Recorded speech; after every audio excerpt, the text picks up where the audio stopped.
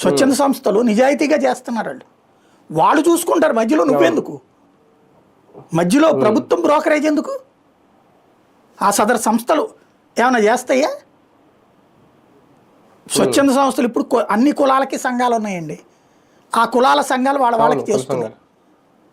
మీకు దళితులలో అధికారులు ఉన్నారు చూసారా, వాళ్ళు కొంతమంది వాళ్ళ దళిత విద్యార్థులకు స్పాన్సర్షిప్ చేస్తున్నారు. కమ్మ సంఘానికి సంబంధించినటువంటి హాస్టల్స్ అవి ఉన్నాయి, కాపు సంఘానికి సంబంధించినటువంటి ఫెసిలిటీస్ ఉన్నాయి, అట్లాగే ఆర్యవైశ్యులకు ఉన్నాయి, బ్రాహ్మిన్స్కి ఉన్నాయి. ఎవరికి వాళ్ళు ఎవరి ప్రయత్నం వాళ్ళు చేసుకుంటున్నారు. మధ్యలో నువ్వేంటి చేసేది? ఎంతమందికి చేస్తావు?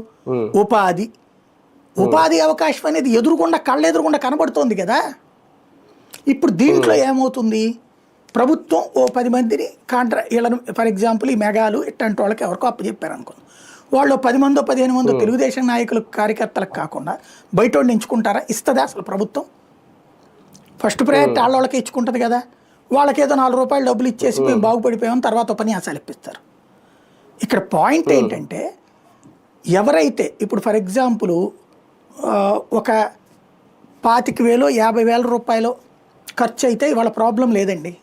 ముద్రా రుణాలు ఉన్నాయి, 10 లక్షల దాకా ప్రాబ్లం లేదు. పెట్టుబడి ప్రభుత్వమే ఇప్పించగలదు, తక్కువ వడ్డీకి ఇప్పించగలదు. నీకు చేతనైతే ఆ వడ్డీ నువ్వు రియంబర్స్ చేయి,